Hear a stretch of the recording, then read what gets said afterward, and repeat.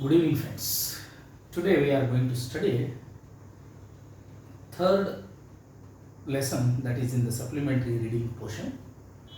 The name of the lesson is The Great Martyr Ever Cherished. ಎಂದೂ ಮರೆಯದ ಹುತಾತ್ಮ ಅಂತ ಅರ್ಥ. ಚೆರಿಶ್ ಅಂತಂತಂದ್ರೆ to hold, to keep in memory, ನೆನಪಿನಲ್ಲಿ ಇಟ್ಟುಕೊಳ್ಳುವ ಅಂತ ಅರ್ಥ. Martyr means a person who dies for a good cause. ಯಾವುದಾದರೂ ಒಂದು ಒಳ್ಳೆಯ ಕಾರ್ಯಕ್ಕೆ ತನ್ನನ್ನು ತಾನು ಸಮರ್ಪಣೆ ಮಾಡಿಕೊಂಡಿದ್ದರೆ ಅಂಥವನಿಗೆ ಹುತಾತ್ಮನೆಂದು ಕರೆಯುತ್ತಾರೆ. ಆಕ್ಸಿಡೆಂಟ್ನಲ್ಲಿ ಯಾರಾದರೂ ಸತ್ರು ಅಂದ್ರೆ ಅವನು ಹುತಾತ್ಮ ಅಲ್ಲ. A person who meets an accident and he dies there, or a person who dies because of some disease, he is not Hutatma, he is not martyr. Because that is very natural and there is no solid reason, solid cause in his death. But a person who dies for a good cause, for the sake of society, for the sake of country, for the sake of any other thing that helps the society to remain, that society should remain in progress. ಅಂಥದ್ರಲ್ಲಿ ಯಾರಾದರೂ ವ್ಯಕ್ತಿಯು ತನ್ನನ್ನು ತಾನು ಸಮರ್ಪಣೆ ಮಾಡಿಕೊಂಡಿದ್ದರೆ ಅಥವಾ ಅದರಲ್ಲಿ ಆತ ತೀರಿಕೊಂಡಿದ್ದರೆ ಅವನಿಗೆ ಏನಂತ ಕರೆಯಲಾಗ್ತದೆ ಅಂತಂದರೆ ಹುತಾತ್ಮನೆಂದು ಕರೆಯಲಾಗ್ತದೆ. ಸೊ ಇಂಥ ಸಂದರ್ಭದಲ್ಲಿ this lesson speaks about a certain soldier, a certain man who died in a war. ಒಂದು ಯುದ್ಧದಲ್ಲಿ ಏನಾದ ಅಂತಂತಂದರೆ ತೀರಿಕೊಂಡ, and fighting against the army, that is army which is against us, ನಮ್ಮ ವಿರುದ್ಧವಾಗಿರ್ತಕ್ಕಂಥ ಸೈನ್ಯದ ಜೊತೆಗೆ ಏನು ಮಾಡಿದರು ಅಂತಂತಂದ್ರೆ ಹೋರಾಡುತ್ತಾ ಏನು ಮಾಡಿದ್ರು ಅವನು ತೀರಿಕೊಂಡ ಅನ್ನುವ ಅರ್ಥದಲ್ಲಿ ಇಲ್ಲಿ ಒಂದು ವಿಚಾರ ಇದೆ. So great martyr, so great martyr ಒಬ್ಬ ಎಂದೂ ಮರೆಯದ ಒಬ್ಬ ಶ್ರೇಷ್ಠ ಹುತಾತ್ಮ ಅನ್ನತಕ್ಕಂಥದ್ದು ಅರ್ಥ. Cherish means to hold, to keep in one's memory. ಒಬ್ಬನ ಮನಸ್ಸಿನಲ್ಲಿ ಅಚ್ಚಳಿಯದೆ ಉಳಿಯುವುದು, remain for ever in one's mind. And this story relates to a certain thing, that is, you should remember, friends, let us go back in the year 1999 when Vajpayee government was there. So Pakistan made attack on India.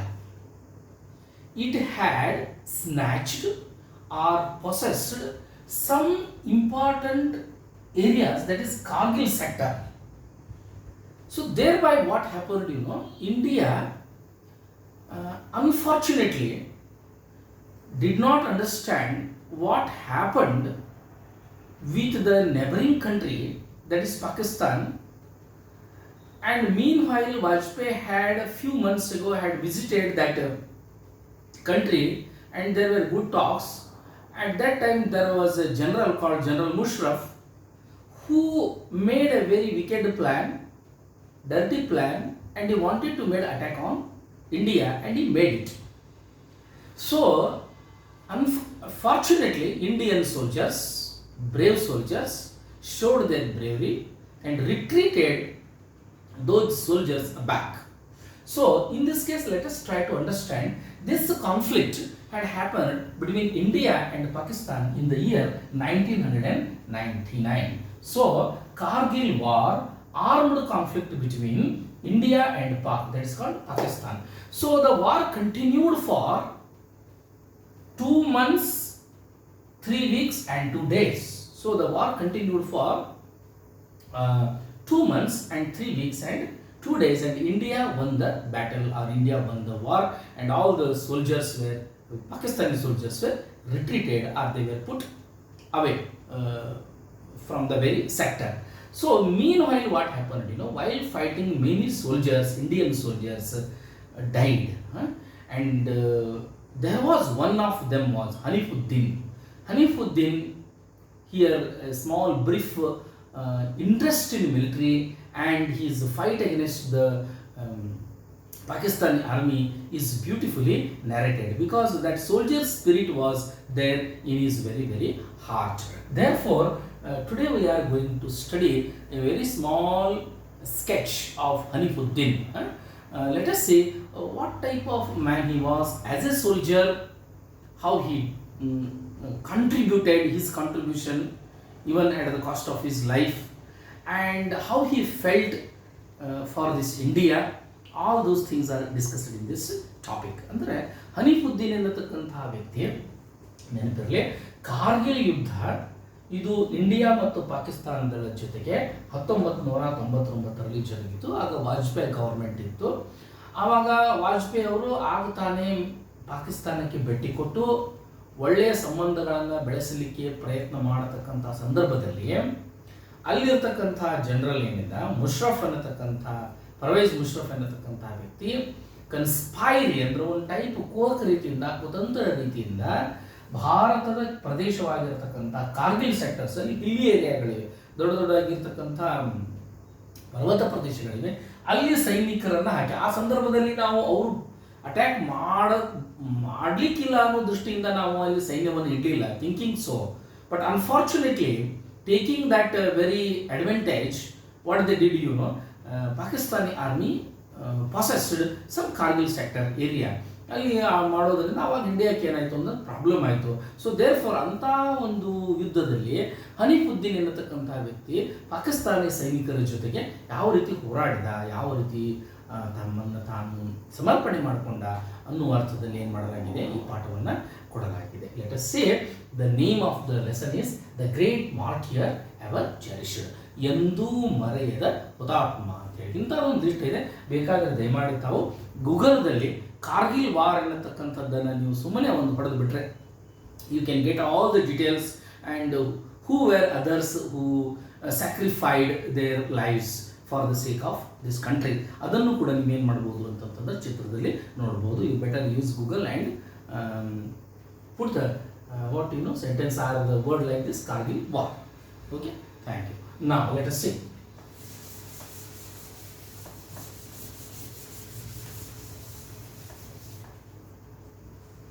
Now friends, just I go on read. Enter the Hanifuddin's household and warm smile will become. So let us see Hanifuddin.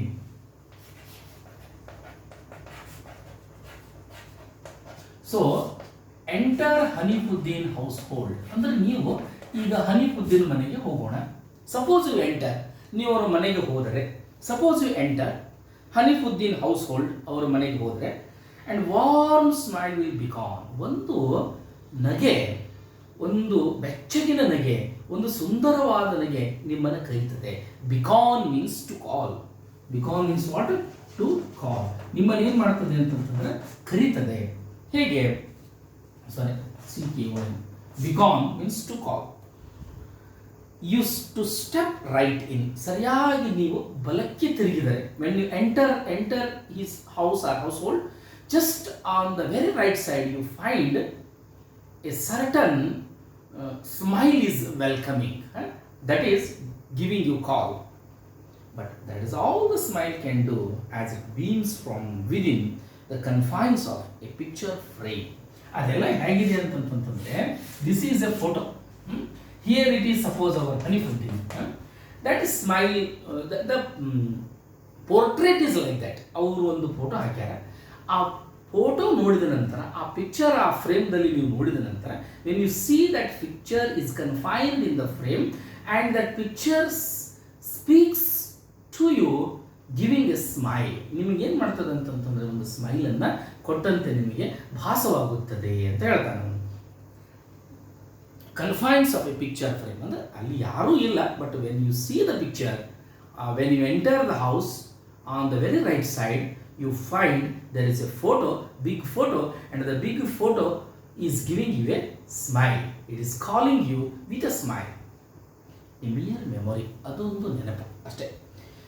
Painful and brave, the smile belongs to 25-year-old martyr Lieutenant Hanifuddin. So, Lieutenant Hanifuddin ಏನಿದೆ ಅಂತಂದ್ರೆ ಅದು photo ಇದೆ. That photo is nothing but what Hanifuddin. So painful and brave. ಅದು on one side you can see the painful thing, and at the same time you can see how the person was brave, and the smile belongs to 25-year-old. So let us see it. The young blood, the young man died at the age of 25. 20ನೇ ವಯಸ್ಸಿನಲ್ಲಿ ಒಬ್ಬ ತರುಣ ಏನಾದ ಅಂತಂತಂದ್ರೆ ತೀರ್ಕೊಂಡ. ಅದು ಹೇಗೆ? Lieutenant, ಅದು ಮಿಲಿಟರಿದಲ್ಲಿ ಇರ್ತಕ್ಕಂಥ ಒಂದು ಪೋಸ್ಟ್ ಇದೆ, ಲೆಫ್ಟಿನೆಂಟು, ಬ್ರಿಗೇಡಿಯರು ಇತ್ಯಾದಿ ಇತ್ಯಾದಿ, ಕ್ಯಾಪ್ಟನ್ ಅಂತ ಹೇಳಿ. So lieutenant Hanifuddin, you be better you see the spelling of lieutenant. What is the spelling? LREUTENANT ಅನ್ನುವಾಗ ಅದನ್ನು ಲೆಫ್ಟಿನೆಂಟ್ ಅಂತ ಅನ್ಬೇಕು. ಯಾಕಂತ ದಯಮಾಡಿ ಕೇಳಬೇಡ್ರಿ, because that is the language. Just we have to imitate the language, nothing else. Lieutenant ಹನಿಫುದ್ದೀನ್.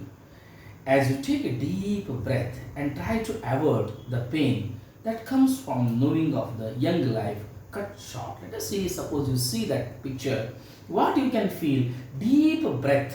ನೀವು ಒಂದು ನಿಟ್ಟುಸಿರವನ್ನು ಬಿಡುವಿರಿ. 25 years old man died, and you feel very very bad, painful. So that you want to avoid it, that pain, but at the same time that comes from knowing of young life cut short. See, the man could have lived 70 years, 80 years, 90 years, but what happened, in the war, he died. So he just lived 25 years. You will notice a large picture of snow-capped mountain peaks of Turtuk sector in Kargil. So in Kargil is there, Turtuk sector is there. It is village in Ladakh. Ladakh anta bartane. If you see the Indian map, just above Ladakh area, Turtuk village is there. There you can see the hilly area. ಆ hilly ಏರಿಯಾದಲ್ಲಿ ಅವನು ಏನು ಮಾಡ್ಬೋದು ಅಂತ ಒಂದು ಫೋಟೋವನ್ನು ನೀವು ನೋಡ್ಬೋದು. That picture has taken from that area. Large picture of snow capped ಅಂತಂದ್ರೆ ಎಲ್ಲ ಕಡೆ ಏನಾಗಿದೆ ಅಂತಂತಂದ್ರೆ ಹಿಮ ಬಿದ್ದಿದೆ. ಹಿಮದು mountain peaks of the Turtuk sector in Kargil, now called sub sector Hanif in memory of Hanifuddin's bravery. So let us see that area is called Hanifuddin's subsector Hanif ಅಂತ ಹೇಳ್ಕೊಂಡು ಅದಕ್ಕೆ ಕರೀತಾರೆ. So now what we call that subsector Hanif in the memory of Hanifuddin. Hanifuddin ನ ಒಂದು ಸ್ಮರಣಾರ್ಥವಾಗಿ that name is given. This point is clear. Now paragraph number 2. Perhaps Hanifuddin or Khalifa as his friends called him. So ಅವನು caliph ಅಂತ ಹೇಳ್ಕೊಂಡು ಕರಿತಿದ್ರು ಯಾರನ್ನ? ಹನಿಫುದ್ದೀನ್, ಅವನ ಗೆಳೆಯರು. Knew that he would be able to give to the nation. So he knew that he wanted to sacrifice his life for the sake of the country. ಮೊದಲಿನಿಂದಲೂ ದೇಶಕ್ಕಾಗಿ ಏನಾದರೂ ಮಾಡಬೇಕು, ನಾವು ಏನಾದರೂ ಸರ್ವ್ ಮಾಡಬೇಕು ಅನ್ನೋದು ಏನಾಗಿತ್ತು ಅಂತಂತಂದರೆ that was his intense desire. ಒಳಗಿನಿಂದ ಅವನಿಗೆ ಅವನದೇ ಆಗಿರ್ತಕ್ಕಂಥ ಒಂದು ಏನು ಅಂತಂತಂದರೆ ಒಂದು ಅಪೇಕ್ಷೆ. Which probably explains why Hanifuddin, who hailed from a family of musicians, chose to join the army. Actually, his family, Hanifuddin's family, comes from musicians. ಅಂದರೆ ಇವ್ರದ್ದು ಬ್ಯಾಕ್ಗ್ರೌಂಡ್ ಹೆಂಗಿದೆ, ಇವರ ತಾಯಿ ಇತ್ಯಾದಿಗಳೆಲ್ಲ ಸಂಗೀತದಲ್ಲಿ ಇಂಟ್ರೆಸ್ಟ್ ಇರತಕ್ಕಂಥ ಜನ ಇದು. But this fellow Hanifuddin simply diverted himself and joined the army. Don't you think it is very surprising thing? ನಿಮಗೆ ಅನ್ಸಂಗಿಲ್ಲ ಇದು ಆಶ್ಚರ್ಯಕರವಾದ? ಸಾಮಾನ್ಯವಾಗಿ ಮ್ಯೂಸಿಷಿಯನ್ ಫ್ಯಾಮಿಲಿ ಇದ್ರೆ ಇವನೊಬ್ಬ ಕೊಳಲು ಓದಬಹುದಾಗಿತ್ತು, ಡ್ರಮ್ ಬಾರಿಸಬಹುದಾಗಿತ್ತು, santoor he could have played, but that is not the case. How did he give a different dimension, different force to his life? ಅವನು ತನ್ನ ಜೀವನಕ್ಕೆ ಯಾವ ಬಗೆಯಾಗಿರ್ತಕ್ಕಂಥ ಒಂದು ಫೋರ್ಸನ್ನು ಕೊಟ್ಟ ಅನ್ನೋದನ್ನು ನೋಡೋದು. Choose to join the army, ಅವನು ಆರ್ಮಿಯನ್ನು ಹೆಂಗೆ ಜಾಯಿನ್ ಮಾಡಿದ? Perhaps Hanifuddin also knew that life for him was short. What who knew? ಅವನಿಗೆ ಹಿಂಗೆ ಅನಿಸ್ತಿತ್ತು ಲೈಫ್ ಏನಿದೆ ಅಂತಂತಂದ್ರೆ life is very very short one, and so needed to repeatedly remind himself of his mission. ಅವನು ಹೇಳ್ತಿದ್ದ mission ಅಂತಂದ್ರೆ ಒಂದು ಕಾರ್ಯಾಚರಣೆ. I want to do something and I want to make my life very great. ನನ್ನ ಜೀವನವನ್ನು ನಾನು set ಮಾಡ್ಕೋಬೇಕು ಅಂತ ಹೇಳ್ಕೊಂಡು ಅವ್ರಿಗೆ ಅನಿಸ್ತಿತ್ತು ಮೊದಲಿನಿಂದಲೂ. ಸೊ ಆ ನಿಟ್ಟಿನಲ್ಲಿ ಏನೋ in that when he was thinking so, he decided, let us give a kind of shape, a kind of value to this life. One can only surmise from a flashcard found amongst his belongings, which simply said, we change lives. So you can see surmise means you can guess. So flash ಕಾರ್ಡ್ಸ್ಗಳನ್ನು ಅವ್ರು ಬರ್ದಾರ. ಆ ಬರೆದಿರ್ತಕ್ಕಂಥದ್ದನ್ನು ನೀವು ನೋಡಿದರೆ ನಿಮ್ಗೆ ಹಿಂಗೆ ಅನಿಸ್ತದೆ. So flash card found amongst his belongings. ಅವನು ಏನೇನು ಫ್ಲ್ಯಾಶ್ ಕಾರ್ಡ್ಗಳನ್ನು ಬರೀತಿದ್ದ. Some time I use to write something, so ideas he used to express. In one of that flash card had been read, ಅದನ್ನು ನಾನು ಓದಿದಾಗ ಅವ್ರು ಏನು ಬರ್ದಾರ ಅಂತಂತಂದರೆ, which simply said we change lives. ಅಲ್ಲಿ ಏನು ಬರ್ದಾರ ಅಂತಂತಂದರೆ, ಒಂದು ಫ್ಲ್ಯಾಶ್ ಕಾರ್ಡಲ್ಲಿ ಅವ್ರು ಏನು ಬರ್ದಾರೆ, ಹನಿಫುದ್ದೀನ್ ಏನು ಬರ್ದಾರೆ, ನಾವು ಈ ಜಗತ್ತನ್ನು ಬದುಕನ್ನು ಬದಲಾಯಿಸುತ್ತೇವೆ. We change lives. ನಾವು ಬದುಕನ್ನು ಏನು ಮಾಡ್ತೇವೆ ಅಂತಂತಂದ್ರೆ ಬದಲಾಯಿಸುತ್ತೇವೆ ಅಂತ ಹೇಳ್ಕೊಂಡು, ದ್ಯಾಟ್ ಈಸ್ ದ ಕಾನ್ಫಿಡೆನ್ಸ್. ಈ ಜಗತ್ತು ಬದಲಾಗ್ತದೋ ಬಿಡ್ತದೋ ಆ ವಿಚಾರಗಳು ಬೇರೆ. From the very time of lord Krishna and Buddha and up till Mahatma Gandhiji ಇಲ್ಲಿ ತನಕ ಜಗತ್ತು ಹೆಂಗಿದೆ ಹಂಗೆ ಇದೆ. ಅದು ಸ್ವಲ್ಪ ಆ ಕಡೆ ಚೇಂಜಸ್ ಆಗಿರ್ತದೆ. Whether the world changes or not, that is not the case, but you change, that's all. ನೀವು ಅಷ್ಟೇ ಬದಲಾಯಿಸುವೆ. You change because you are having some positive ideas, good ideas, and that will spread here and there, and that gives you energy, and you change. Whether the world changes or not, it is not in our hands. The nature or the existence is not in our hands. But anyhow, the confidence, the idea, the force, you can see in his life. So we change lives. Fate had ensured that Hanifuddin would battle with hardships from a tender age. So let us say tender age, ಸಣ್ಣಾಗಿದ್ದಾಗಿಂದ ಅವನಿಗೆ in his life, in his fate, in his whole life span, it had been studied and seen that he had to face some difficulties from his very tender age. ಅತಿ ಸಣ್ಣಾಗಿರ್ತಾಗಿಂದ ಅವನಿಗೆ ಕಷ್ಟಗಳು ತುಂಬ. Tender age ಅಂತಂತಂದ್ರೆ ಅತಿ ಸಣ್ಣ ವಯಸ್ಸಿನಲ್ಲಿ ನಮಗೆ ಏನಿದ್ವು ಅಂತಂತಂದ್ರೆ ಕಷ್ಟಗಳಿದ್ವು. ಹೇಗೆ? When he was just 8 years old, Hanif lost his father. 8ನೇ ವಯಸ್ಸಿನಲ್ಲಿ he lost his father. ತಮ್ಮ ತಂದೆಯನ್ನು ಕಳ್ಕೊಂಡ್ರು. So second one had been an artist associated with the National School of Drama. His father was an artist. ಅವ್ರ ತಂದೆ ಏನಾಗಿದ್ರು ಅಂತಂತಂದ್ರೆ ಒಬ್ಬ ಕಲಾಕಾರ ಆಗಿದ್ರು. ಇವರು ಕಲಾಕಾರದ family. He has belonged to a musician's family. Left to take care of 3 young brothers, young boys. ಇವನ್ ಜೊತೆಗೆ ಯಾರಿದ್ರು ಅಂತಂದ್ರೆ ಮತ್ತೆ ಬ್ರದರ್ಸ್ಗಳಿದ್ರು, ಇಲ್ಲ ಯಂಗ್ ಬಾಯ್ಸ್. ದೊಡ್ಡ ಕುಟುಂಬ, big family.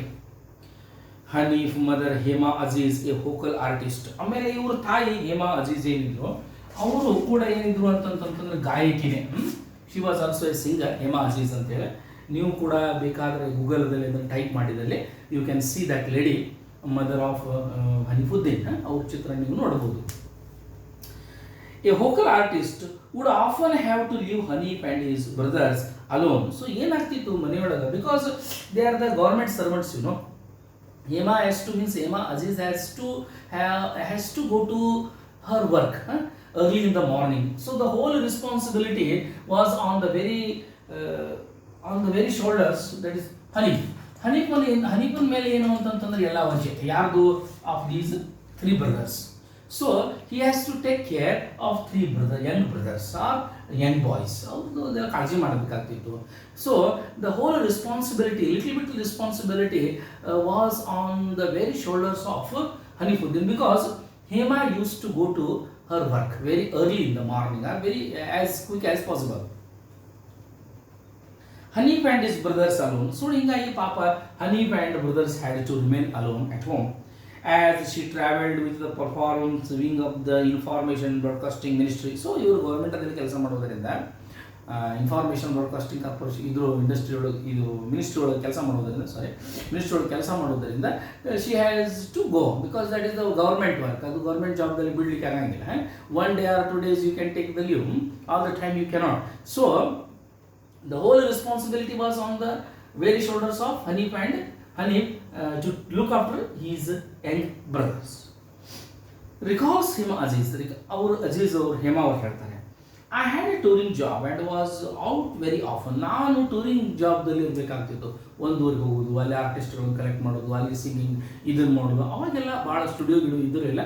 One has to go from place to place and collect some artist and she has to perform her like that. So many things that they are related to broadcasting ಮಿನಿಸ್ಟ್ರಿಗೆ ಏನು ಸಂಬಂಧಪಟ್ಟಿದ್ದೆಲ್ಲ ಮಾಡಬೇಕಾಗ್ತಿತ್ತು ಅವಳಿಗೆ. So she never use to remain in a certain place all the time. So her job was little bit touring. ಅವಳು ಒಂದು ಪ್ರದೇಶದಿಂದ ಒಂದು ಏರಿಯಾದಿಂದ ಮತ್ತೊಂದು ಏರಿಯಾಕ್ಕೆ ಹೋಗಬೇಕಾಗ್ತಿತ್ತು ಅವಳಿಗೆ. And the kids became very responsible. So ಕಿಡ್ಸ್ಗಳೆಲ್ಲ ಏನಾದ್ರು ಅಂತಂತಂದರೆ ಅವರಿಗೆಲ್ಲ ಒಂದು ಟೈಪ್ ರೆಸ್ಪಾನ್ಸಿಬಿಲಿಟಿ ಬೆಳೀತು. Getting up and getting ready for school without my having to tell them. So how these children were brought up. ಈ ಮಕ್ಕಳು ಯಾವ ರೀತಿ ಬೆಳೆಸಲ್ಪಟ್ಟು, father is no more and Hema Aziz, he was having touring job, and what happened, children learn. ಮಕ್ಕಳು ಏನು ಕಲ್ತರು ಅಂತಂತಂದ್ರೆ get up early in the morning, ಬೇಗನೆ ಏಳುವುದು, then do their jobs. What are the get up early in the morning, getting ready for the school, get ready for the school, get ready for school, ಬೇಗನೆ ಏಳುವುದು. So after completing all morning ablutions they should go to school. ಮುಂಜಾನೆ ಎಲ್ಲ ಪ್ರಾತಃ ವಿಧಿಗಳನ್ನು ಮುಗಿಸ್ಕೊಂಡು ಏನು ಮಾಡಬೇಕು ಅಂತಂತಂದ್ರೆ ಸ್ಕೂಲಿಗೆ ಹೋಗಬೇಕು. That is daily time table. It is not 1 day or 2 days, every day. So they got further the important thing my having to tell. ನಾನು ಹೇಳುವುದಕ್ಕಿಂತ ಮುಂಚೆನೆ they have been trained. Such a discipline was developed. I didn't have to tell them so many words, but my going to work without excuses gave them the message that one's duty is the most important thing in life. So mother used to go, Hema Aziz used to go to her work, and the children learned that duty is more important. ಮಕ್ಕಳು ಏನು ಕಲಿತು, ತಂದೆ ತಾಯಿಯಿಂದ ಏನು ಕಲಿತು, what the children learn from the very mother. Children learned that duty is more important. ಮಕ್ಕಳು ಏನು ಕಲಿತು ಅಂತಂದ್ರೆ ತಾಯಿಯಿಂದ ಡ್ಯೂಟಿ ಬಹಳ ಮಹತ್ವದಿದೆ. ಸರ್ಕಾರದ ನೌಕರಿಯನ್ನು ಮಾಡಬೇಕಾಗ್ತದೆ, ಹೋಗಬೇಕಾಗ್ತದೆ. ಅದಕ್ಕೆ ಯಾವುದೇ ಪ್ರಕಾರದ no emotions, no sentiments, no ಎಕ್ಸ್ಕ್ಯೂಸನೇ ಇಲ್ಲ ಅದಕ್ಕೆ. ಆದ್ದರಿಂದ the children learn 2 things. Discipline is important and second one is duty is important. So this is how Hanifuddin learn from his very childhood. ಮೊದಲಿನಿಂದಲೇ ಅವನಿಗೆ ಏನಾಯಿತು ಅಂತಂತಂದರೆ ಅದು ಒಂದು ಪ್ರಕಾರದ ಶಿಸ್ತು ಬೆಳೀತು ಅಂತ ಹೇಳಲಾಗ್ತದೆ. While Hanif's elder brother Nafisuddin went on to become a teacher and was at the J.D. Taylor School, New Delhi at the time of tragedy, his younger brother took to composing music on his Casio. So when this tragedy had happened, at that time his younger brother Hanifuddin had taken ಅವರು ಏನು ಮಾಡ್ತಿದ್ರು ಅಂತಂದ್ರೆ ಸಂಗೀತ ಎಲ್ಲಿ ಅದು ಅಂತ ಗೊತ್ತಿದ್ರೆ new Delhi ಒಳಗೆ ಒಂದು ಸ್ಕೂಲ್ದಲ್ಲಿ ಸಂಗೀತ ಶಿಕ್ಷಕರಾಗಿ ಕೆಲಸ ಮಾಡೋ ಸಂದರ್ಭದಲ್ಲಿ a player is important. Casio he worked as means Haneefuddin worked as a Casio player. Haneef would often team up with him on the drums. ಎಷ್ಟೋ ಸಂದರ್ಭದಲ್ಲಿ ಏನು ಅಂತಂದ್ರೆ ಡ್ರಮ್ಮದ ಮೇಲೆ ಏನು ಮಾಡ್ತಿದ್ವು ಅಂತಂತಂದ್ರೆ ಸಾರಿ ಒಂದು minute. At the time the tragedy, his younger brother took to composing music on his Casio. Younger brother ಏನಿದ್ದಲ್ಲ ಅವನು ಕ್ಯಾಸಿಯೋದಲ್ಲಿ ಹಾಕಿದ್ದಾರೆ. ಹಿಂಗೆ ಎದ್ರೊಳಗೆ ಮಾಡ್ತಿದ್ದ ಅಂತಂದ್ರೆ Hanif would often team up with him on drums. ಡ್ರಮ್ಸ್ಗಳನ್ನು ಬಾರಿಸೋದ್ರಲ್ಲಿ ಏನಿತ್ತು ಅಂತಂತಂದ್ರೆ ಅವನಿಗೊಂದು ಇಂಟ್ರೆಸ್ಟ್ ಇತ್ತು. So he showed his interest in drums. An introvert. ಈ ಪ್ಯಾರಾಗ್ರಾಫ್ ದಯಮಾಡಿ ನೆನ್ಪಿಟ್ಕೊಳ್ಳಿ, because every time this paragraph on this paragraph questions or question has been asked. An introvert. Hanif began to make friends only by the time he was 14 years of age. So he was introvert. Introvert and extrovert. ಅಂದ್ರೆ introvert ಅಂತಂದ್ರೆ ಏನು, ಹೆಚ್ಚು ಮಾತಾಡುವಂಗಿಲ್ಲ. No more talking, no joking, nothing of this sort.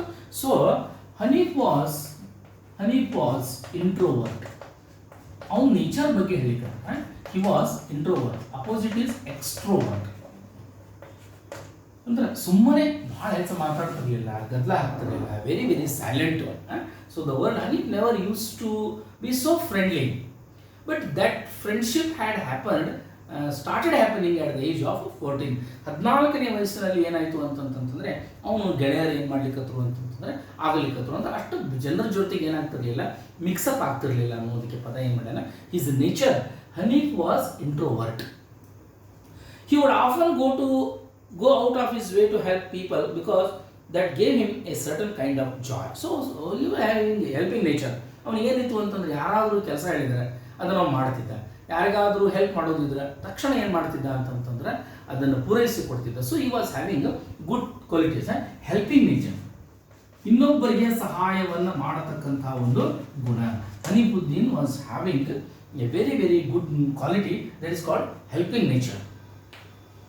In fact, this was the quality his seniors recounted when they came to meet me after his death, explains his mother. So, ತಾಯಿಗೂ ಕೂಡ ಗೊತ್ತಿರಲಿಲ್ಲ. He used to help others, he used to support others in one way or another way according to his capacity and talent. ಯಾವಾಗ ಹಿಂಗೆ ತಿಳ್ಕೊಂಡ, when he died, when he passed away, when he became martyr, ಯಾವಾಗ ಹುತಾತ್ಮ ಆದ, then the people of that area started telling the very interesting stories or his generosity. ಅವನೆಷ್ಟು ಒಳ್ಳೆಯವನಾಗಿದ್ದ, helping nature ಹೆಂಗಿತ್ತು ಅನ್ನೋದನ್ನು ಆಮೇಲೆ ಜನ ಅವ್ರ ತಾಯಿಗೆ ಹೇಳಿಕತ್ರು ಅಂತ ಹೇಳ್ಕೊಂಡು ತಾಯಿಯವರು ಹೇಳ್ತಾರೆ. And he was able to, paragraph number 6 please see, and he was able to reach out to all.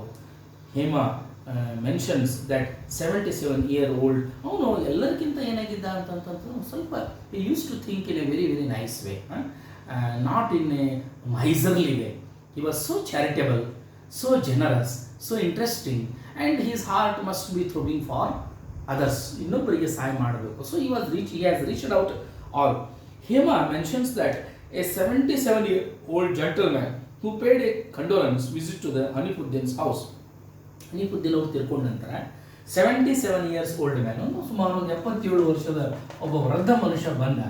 He told his mother, means Hema Aziz ಅವ್ರಿಗೆ ಹೇಳಿದ್ರು ಏನು, recalled how Hanif had approached him with some queries related to Sufism. So he was interested in religion. Muslim ಧರ್ಮದಲ್ಲಿ ಒಂದು Sufism ಎನ್ನತಕ್ಕಂಥ ಒಂದು sect ಇದೆ, ಅದರ ಬಗ್ಗೆ ಅವನಿಗೆ ತಿಳ್ಕೊಳ್ಳೋ ಒಂದು ಆಸೆ. He wanted to learn, he wanted to understand what is Sufism, Sufism ಅಂತಂದ್ರೆ ಏನು, ಅದನ್ನು ತಿಳ್ಕೊಳ್ಳೋಕ್ಕೋಸ್ಕರವಾಗಿ ಅವನಿಗೂ ಅದರಲ್ಲಿ ಧರ್ಮದಲ್ಲಿಯೂ ಕೂಡ ಏನಿತ್ತು ಅಂತಂದ್ರೆ ಅವನಿಗೆ ಇಂಟ್ರೆಸ್ಟ್ ಇತ್ತು ಅನ್ನೋದನ್ನು certain 77 years old man exposes that thing to Hemazis. Paragraph number 7. Hanif was a student of Kerala school in New Delhi. New Delhi ನಾವು ಎಜುಕೇಷನ್ ಕೇರಳ ಸ್ಕೂಲ್ದ ವಿದ್ಯಾರ್ಥಿ, and had applied to the army when he was graduating from Shivaji College. Shivaji College ಇಂದ graduate ಆಗೋ ಸಂದರ್ಭದಲ್ಲಿ he applied for army. ಅವಾಗ ಆರ್ಮಿಯಲ್ಲಿ ಹೋಗೋದಕ್ಕೆ ಒಂದು form ಅನ್ನು ತುಂಬಿ ಹೋಗಿಬಿಟ್ಟವನು. Okay, he applied for army New Delhi. Yet Hanif didn't know much about the army. ಅವನಿಗೆ ಆರ್ಮಿ ಬಗ್ಗೆ ಏನೂ ಗೊತ್ತಿರಲಿಲ್ಲ. Just he put the form and applied. Okay, sent it. ಅವನಿಗೆ ಆರ್ಮಿ ಬಗ್ಗೆ ಅಷ್ಟೊಂದು ಗೊತ್ತಿರಲಿಲ್ಲ. The only exposure my sons had was through me, as I had often gone to the forward areas to perform for the Armed Forces Entertainment Wing. Armed Forces Entertainment Wing. So ಅವನಿಗೆ army ಬಗ್ಗೆ ಒಂದಿಷ್ಟು ಪರಿಚಯ ಏನು ಅಂತಂತಂದರೆ, ಹೇಮಾ ಅಜೀಜ್ ಅವರು ಆಗಾಗ್ಗೆ according to the schedule she use to go to perform her performance to the armed forces. ಅಲ್ಲಿ ಏನು ಸೈನಿಕರಿಗೆ ಒಂದು ಎಂಟರ್ಟೈನ್ಮೆಂಟ್ ಇರಲಿ ಅಂತ ಹೇಳ್ಕೊಂಡು, ಈಗಲೂ ಕೂಡ ಇದೆ, ಎಂಟರ್ಟೈನ್ಮೆಂಟ್ ಇರಲಿ ಅಂತ ಹೇಳ್ಕೊಂಡು ಸಂಗೀತಗಾರನೋ ಅಥವಾ ಹಾಡುಗಾರನೋ ಇಂಥವ್ರನ್ನ ಕರೆಸಿ ಒಂದು ಸ್ವಲ್ಪ ಏನು ಮಾಡ್ತಾರೆ ಅಂತಂತಂದರೆ they create a kind of different atmosphere. So armed forces entertainment ವಿಂಗ್ದಲ್ಲಿ ಅವಳು ಏನು ಮಾಡಿದಳು ಅಂತಂತಂದ್ರೆ ಹೋಗ್ತಿದ್ದಳು, ಅಲ್ಲಿ ಹಾಡಿ ಬರ್ತಿದ್ದಳು.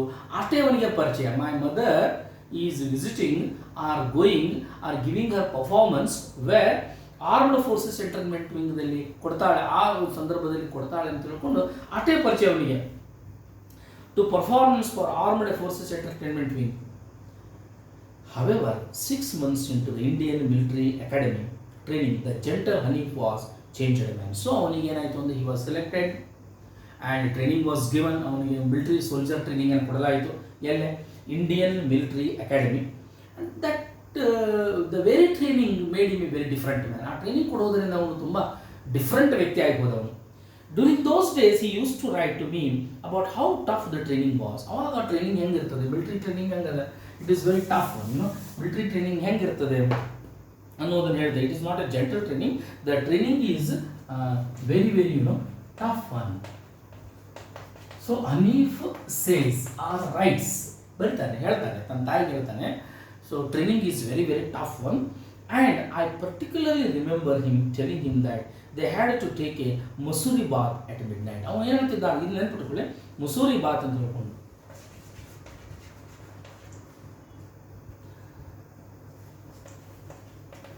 ಸೊ ಮಸೂರಿ ಬಾತ್ ಅಂತಂತಂದರೆ ಇಟ್ ಈಸ್ ಕೋಲ್ಡ್ ಬಾತ್. ಅದು ತುಂಬ ಮಸೂರಿ ಅಂತ ಹೇಳಿ ಏರಿಯಾ ಬರ್ತದೆ ಈ ಕಡೆ ನಾರ್ತ್ ಈಸ್ಟಲ್ಲಿ. ಸೊ ಅಲ್ಲಿ ನೀವೇನು ಮಾಡ್ಬೋದು ಅಂತಂತಂದರೆ, ಮಸೂರಿ ಅಂತಂತಂದ್ರೆ ಮಸೂರಿ ಅನ್ನಲ್ಲ, it is not Masoori rice. Mussoorie ಅನ್ನತಕ್ಕಂಥದ್ದೊಂದು ಏರಿಯಾದಲ್ಲಿ ಅಂದ್ರೆ, ಅಥವಾ ಕೋಲ್ಡ್ ಏರಿಯಾ, ಅತೀ ತಂಪವಾಗಿರ್ತಕ್ಕಂಥ ಪ್ರದೇಶದಲ್ಲಿ ನೀವು ಆ ತಂಪಾಗಿರ್ತಕ್ಕಂಥ ನೀರಿನಲ್ಲಿ ಏನು ಮಾಡಬೇಕು, ಅತಿಶಯ cold, very very very very very cold ನೀರಿನಲ್ಲಿ ಏನು ಮಾಡಬೇಕು ಅಂತ ಜಳಕ ಮಾಡಬೇಕು. So the word is used Mussoorie bath. It is the very toughest training ಅಂತ ಹೇಳ್ತಾನೆ ಅವನು. ಅದು ಯಾವಾಗ, at midnight. I suppose it was some kind of a cold water bath at midnight. ಅದು ಮಧ್ಯರಾತ್ರಿಯಲ್ಲಿ ಜಳಕ ಮಾಡಬೇಕು. That is the part of the training. ಅದು ಟ್ರೈನಿಂಗ್ ಒಂದು ಪಾರ್ಟನೇ ಇದೆ. Remembers Hema. Post training Hanif joined the 11th Rajputana rifles. ಆಮೇಲೆ ಏನಾಯಿತು ಅಂತಂತಂದರೆ, 11th ರಜಪೂತ್ ರೈಫಲ್ಸ್ದಲ್ಲಿ ಒಂದು ಏನಾಯಿತು ಅಂತಂತಂದರೆ, ಆ ಕಡೆ ಕಳಿಸ್ಕೊಟ್ರು ಅವನನ್ನು.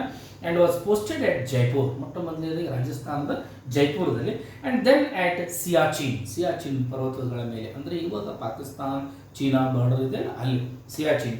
Just prior to the Kargil war of 1999. Just 1999ದಲ್ಲಿ ವಾರ್ ಆಗೋದಿತ್ತು, ಕೆಲವೇ ತಿಂಗಳಲ್ಲಿ ಏನಾಯಿತು ಅಂತಂತಂದರೆ ಅವನು ಸಿಯಾಚಿನ್ ಏರಿಯಾಕ್ಕೆ ಹೋದ. Yet life for Hanif was always ಎಕ್ದಮ್ ಬಿಂದಾಸ್.